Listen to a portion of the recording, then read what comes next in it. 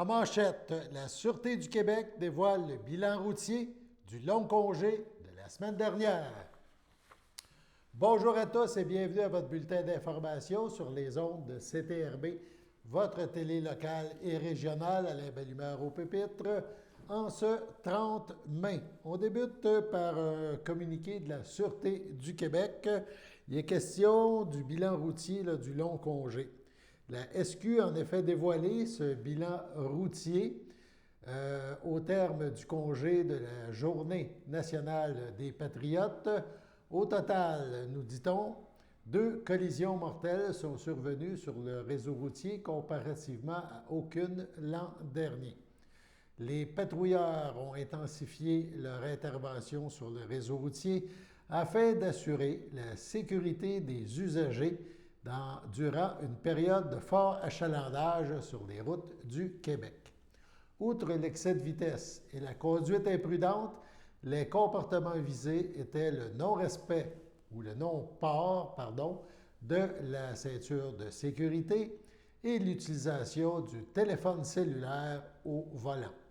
Ce bilan étant légèrement plus lourd que l'année dernière, il est donc primordial de poursuivre les interventions policières, nous dit-on, conjuguées à la diffusion de messages de sensibilisation, incitant les usagers du réseau routier à adopter une conduite plus responsable, permettant ainsi de réduire le nombre de collisions, de blessures et de décès.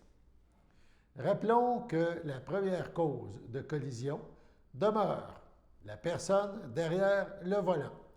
Les conducteurs doivent adopter des comportements responsables permettant ainsi de rendre les routes du Québec plus sécuritaires. On poursuit maintenant en parlant des cadets policiers. En effet, depuis ce matin et pour une 12e année, le programme des cadets de la Sûreté du Québec est de retour dans 76 villes et municipalités de la province, parmi elles la ville de Berthierville. Les cadets assureront, entre autres, une présence dans les quartiers et les parcs. Ils répondront aux demandes de renseignement de citoyens et bonifieront le travail des patrouilleurs en effectuant de la surveillance et de la prévention auprès de la population.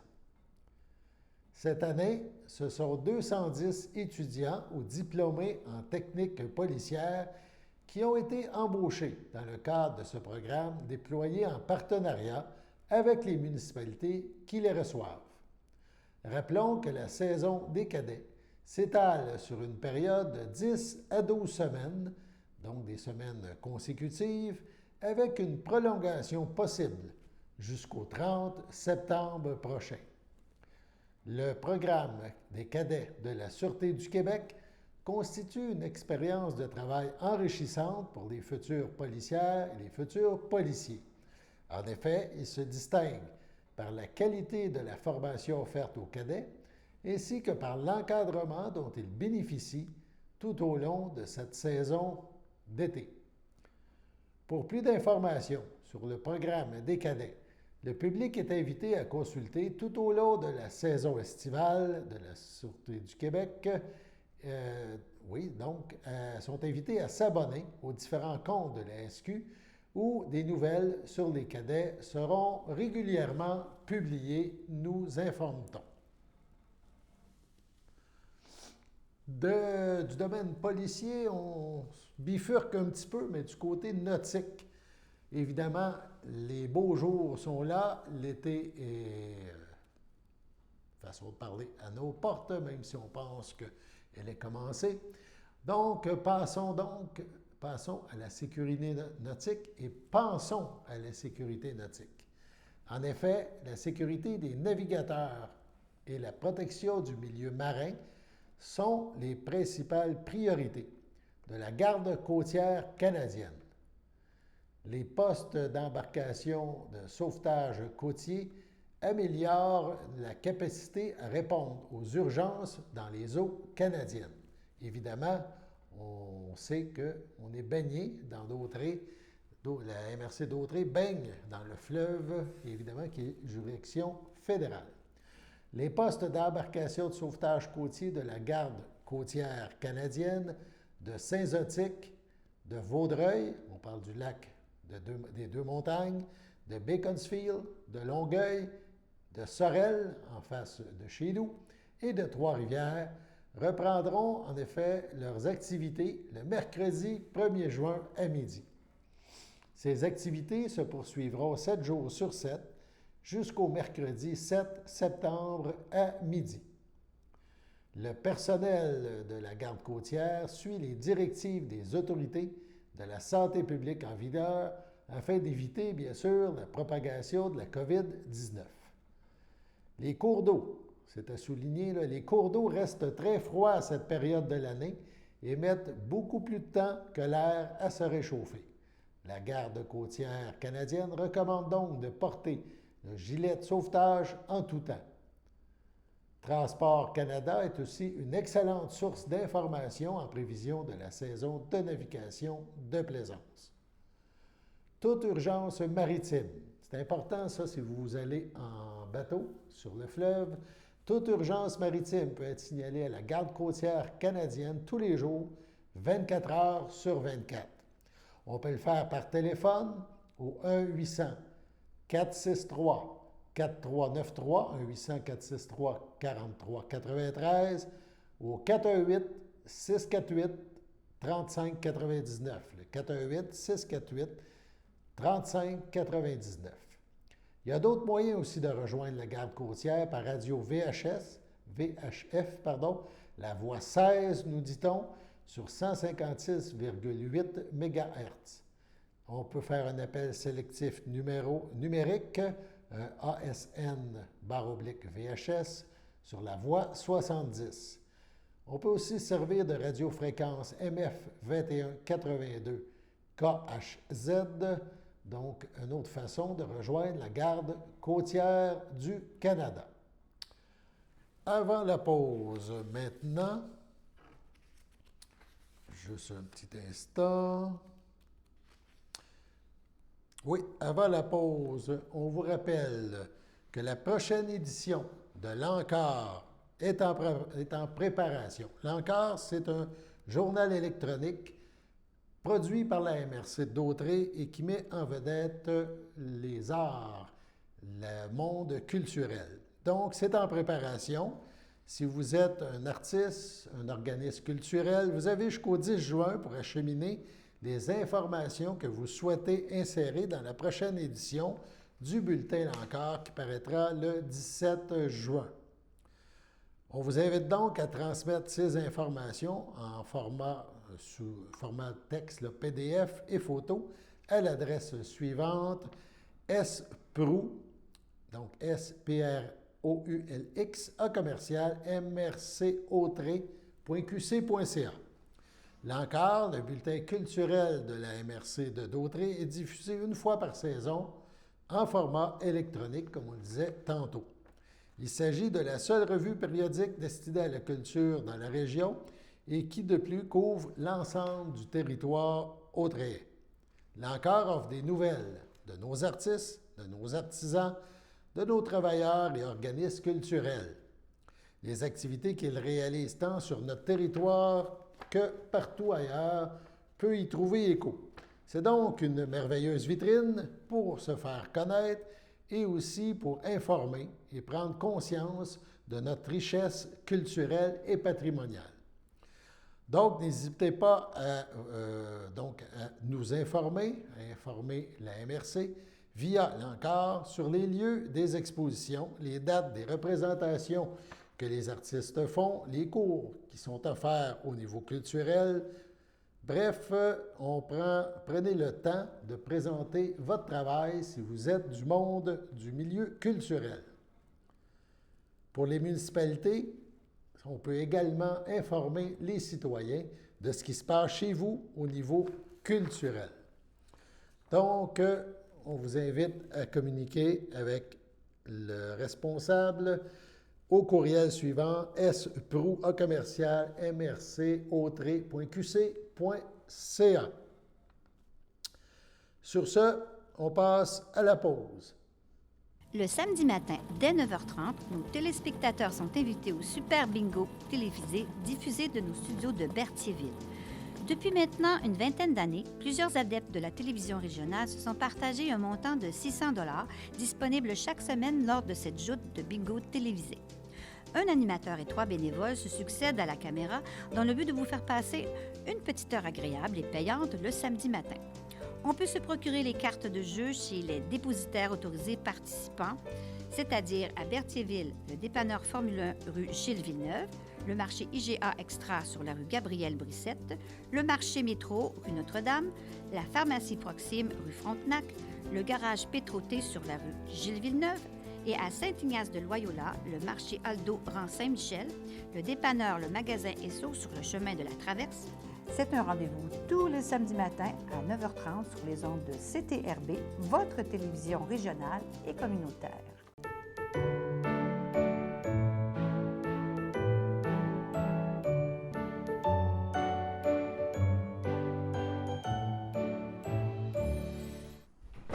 Donc, les anniversaires en ce 30 mai. La FADOC de l'île du Pas souhaite bonne fête à Denise Laforêt. Et les filles d'Isabelle de Berthier souhaitent un heureux anniversaire à Janine Forgette. C'est votre anniversaire aujourd'hui, le 30 mai. Toute l'équipe de CTRB se joint à moi et vous souhaite bonne fête. On y va maintenant d'un petit rappel pour les filles d'Isabelle de Berthier. La prochaine activité de l'organisme se déroulera bientôt. On parle du 1er juin. C'est un dîner, le dîner de la fin de l'année. Donc, on prend un petit break, un petit repos pour l'été. Donc, le dîner de fin d'année. Donc, si vous faites partie des filles d'Isabelle et que vous désirez être de cette activité, n'oubliez pas de confirmer votre présence aux responsables. On y va maintenant avec le Centre d'action bénévole d'Autrey, un des organismes les plus dynamiques dans la MRC de Dautrey. Toujours plein de projets pour ce groupe qui touche énormément de personnes. Allons-y, parce qu'il y a beaucoup de choses à mentionner. Les randonnées pédestres touristiques, donc du Centre d'action bénévole d'Autrey. La prochaine aura lieu le 6 juin, de 9h à 11h. C'est à Lanoraie. Donc, on se rend au stationnement au 12 rue Louis-Joseph Doucet à Lanoraie.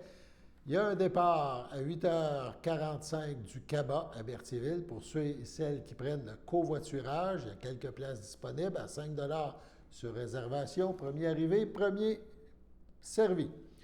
Le retour est prévu à 11h15 au CABA. Une autre randonnée est prévue le 9 juin de 13h30 à 15h30. C'est le sentier du parc riverain et de l'île Vaisseau. Le départ stationnement du 1505 boulevard Basse-de-Roc à Joliette, c'est près de la Distinction à Joliette. 13h, il y aura départ du CABA pour ceux et celles qui prennent le covoiturage. Il reste quelques places, nous dit-on, à 10 $ sur réservation, premier payé, premier servi. Le retour est prévu à 16h au CABA. Il y aura une autre activité à la Maison Rosalie Cadron à Lavellerie, lundi le 13 juin, de 13h30 à 15h30. Ça se déroulera donc, on parle de... le regroupement se fera au stationnement au 1997 rue Notre-Dame à Lavellerie. 13h, il y aura un départ du CABA pour ceux et celles qui prennent le covoiturage. Quelques places disponibles, 5 $ sur réservation, premier payé, premier servi. 16h, le retour est prévu au Centre d'action bénévole à Berthier. Finalement, le 23 juin, de 10h30 à 15h, c'est une randonnée pédestre touristique à la pépinière forestière de Berthier. Ça se déroule au 1690 Grande-Côte à Berthierville. À 10h15, l'arrivée des participants sur le site. 10h30, visite de la pépinière forestière et du centre d'extraction des semences. À midi, pique-nique à la halte routière située devant la pépinière. On vous invite à apporter votre lunch. 13h, randonnée commentée dans la forêt des Grands Pins. Et à 15h15, fin de l'activité. Le coût, 10 $. On parle de quelques places, ça prend un nombre minimum de places. entre 10 et 24, donc place disponible. Pour le montant, c'est payable au CABA au plus tard le mercredi 15 juin. Toujours concernant le CABA. On nous dit que, petit rappel, il y a un dîner communautaire au CABA mardi le 14 juin à midi. Les billets sont en vente présentement. On vous invite aussi, il y a une autre activité le 16 juin à 13h30. On vous invite à profiter de la dernière conférence « S'amuser au musée ». Et il y aura évidemment des sorties de groupe à suivre. On en reparlera, notamment à Sherbrooke et à Terrebonne. Pour en savoir plus sur toutes ces activités, ou quelques-unes en particulier, donc on s'informe au CABA par téléphone au 450-836-7122 ou, si vous êtes du coin de la Velleterie, 450-875-0921, par courriel auprès de Monique à animation, au singulier, à commercial cabautré.com. Bref, plein de choses à faire en compagnie des gens du CABA. Dans la région, on parle maintenant d'une exposition. Cette exposition-là est prévue à la Galerie Louis XVI à Saint-Gabriel de Brandon. Cette exposition se déroulera du 11 juin au 3 juillet et sera présenté à cette occasion le travail de Basma Osama et de Guy Lemire. Basma Osama et Guy Lemire sont deux passionnés du façonnage. Qu'est-ce que le façonnage? Bien, façonner, c'est donner vie à une forme avec les doigts et les mains. C'est un geste premier dans le sens d'élémentaire pour un artiste prendre en ses mains un matériau et ça demande évidemment qu'on le manipule, qu'on se l'approprie artistiquement. Basma, c'est avec l'argile. Guy, c'est avec le bois. L'objet naît du travail fait viscéralement avec une intense relation main et cerveau. Les objets ne naissent pas d'eux-mêmes. Un créateur est nécessaire pour leur insuffler la vie de la forme. L'objet peut être passif lorsque regardé et admiré. Il devient tout autre lorsque manipulé. Il est alors en action. Guy et Basma ont de nombreux facteurs de connivence, outre le souci du raffinement et une quête de la ligne pure et organique. Deux créateurs, un couple, une boutique, une vie entière s'y trouvent entremêlés. Parler de complicité à ce moment-là serait faible. Parler unicité plus juste, communion même. Leur atelier boutique porte même le nom de Union. Dans l'atelier, les objets sont fabriqués dans la céramique où le bois se côtoie, se touche à peine, s'effleure, s'apprécie aussi côte à côte, en silence. Soudainement, quand une cuillère en bois touche un bol, celui-ci devient alors une cloche. Ces deux créateurs travaillent ensemble et s'inter-influencent par voisinage. Des céramiques en porcelaine à la surface lisse ont graduellement mué en terre de grès rugueuse, chamotée, etc. Et le bois a lentement lui aussi changé. Des textures et reliefs sont apparus. Mais peut-être est-ce l'inverse qui se transforma en premier. Lequel des deux? Les deux créateurs sont influencés mutuellement, donc on parle d'union. De plus, ils forment un couple dans la vie. Tout ici est partage. Leurs objets se côtoient, se caressent, se complètent. On peut remarquer ce mariage dans l'exposition car la présentation les amène souvent à se rassembler, voire à se toucher. Deux pratiques, une passion, une vie à façonner sans relâche des objets qui naissent entre leurs mains. Un volet de la pratique de Basma est pictural. Elle invente une calligraphie fictive où les caractères sont assemblés par lignes comme du texte. Cette écriture inventée est incrustée dans les plaques de bois façonnées par Guy, qui ont un motif avec une forte présence. Ces œuvres murales parlantes font rêver d'un ailleurs autre que le nôtre. Vernissage de l'exposition le 11 juin à 15h.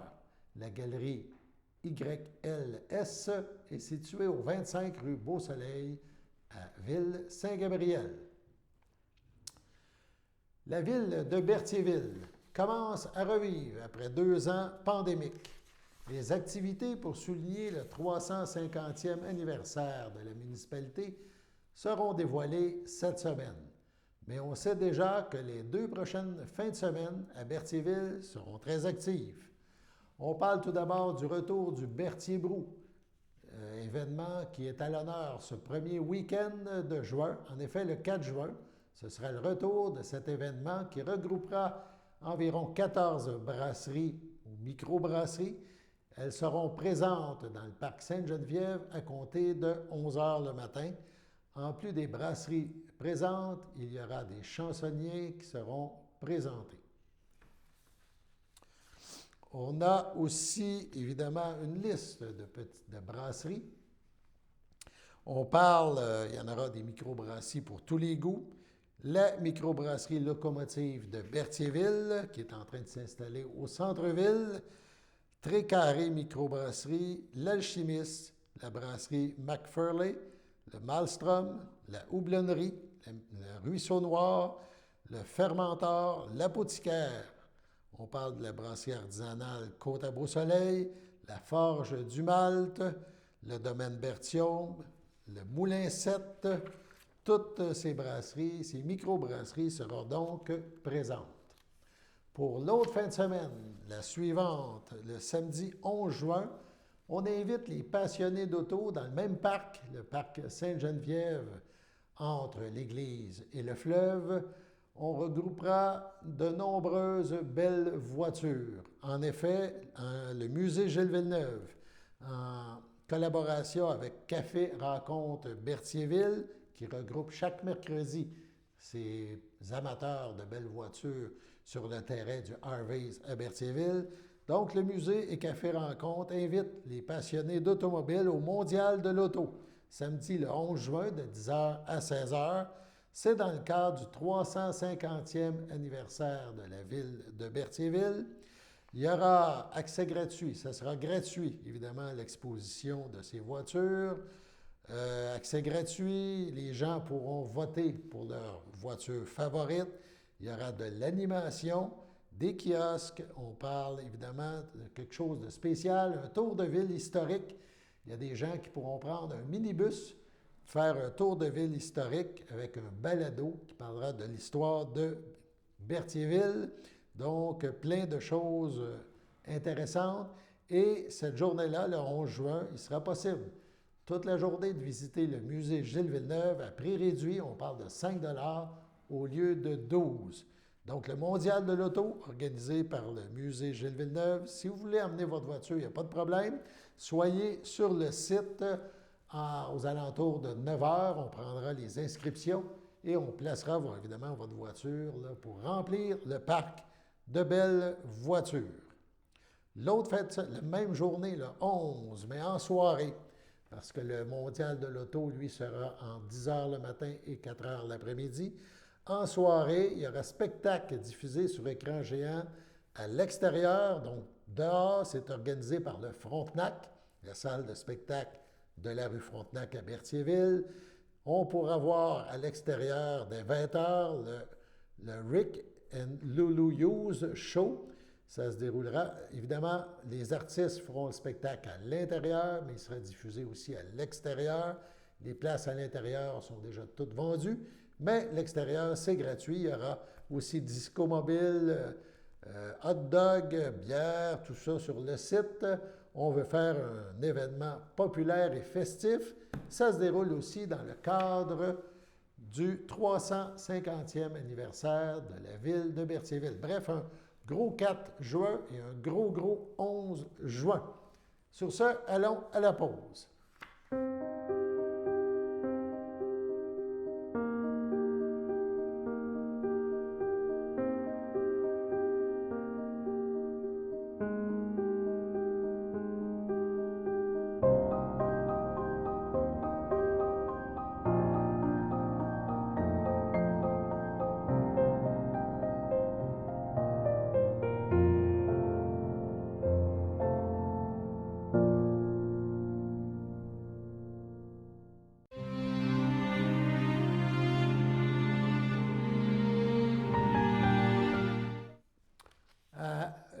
Le 23 mai, à l'âge de 83 ans, est décédé M. Normand Lambert, époux de Denise Dubois, demeurant à Saint-Cuthbert.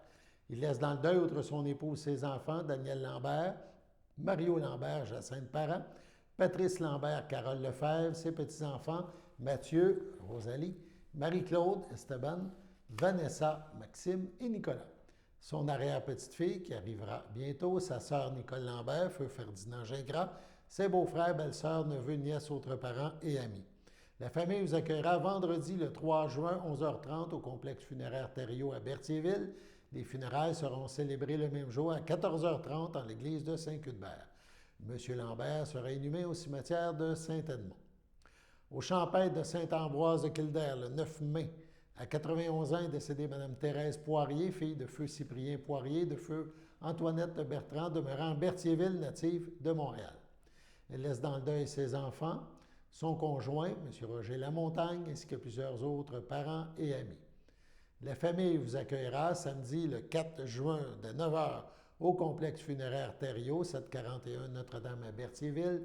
Suivra une liturgie à la chapelle du complexe à 11h30. Madame Poirier, Madame Thérèse Poirier sera inhumée au cimetière de Hall à une date ultérieure.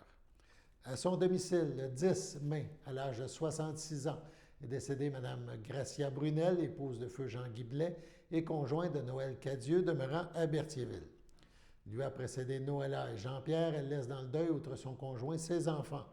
Joanne Blais, Marie-Noël Blais, Karine Blais, Simon Pichette, ses petits-enfants Sandrine et Clovis Pichette, sa sœur Anne-Marie Brunel, Roland Tellier, sa grande-tante Luce Dubé, feu Jude Guévremont, sa filleule Christine Brunel, Kevin Pesant, ses belles-sœurs et beaux-frères, Lucie Cadieux, Yvon Cousineau, Pierre Cadieux, Manon Boyer, Marcel Cadieux, Joanne Roy, ainsi que plusieurs neveux, nièces, autres parents et amis.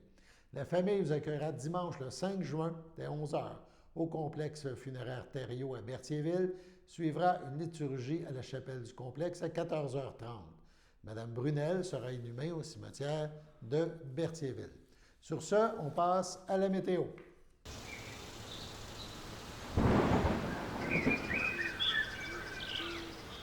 Donc, on a eu quand même passablement de soleil. Aujourd'hui, le ciel était variable. C'était assez humide, 27 degrés. Ce soir, c'est encore chaud. On parle de 24 degrés, ciel variable. Cette nuit, ciel variable, 12 degrés. Demain, nuageux avec éclaircies. Au petit matin, 12 degrés. En après-midi, le ciel sera variable. Ça grimpe à 19 degrés. Mardi soir, le soleil sera toujours présent jusqu'à son coucher.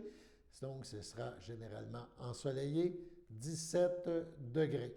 Donc, on profite de ce beau temps ensoleillé, avec quelques petits nuages par-ci par-là, pour pratiquer ses activités extérieures, pourquoi pas.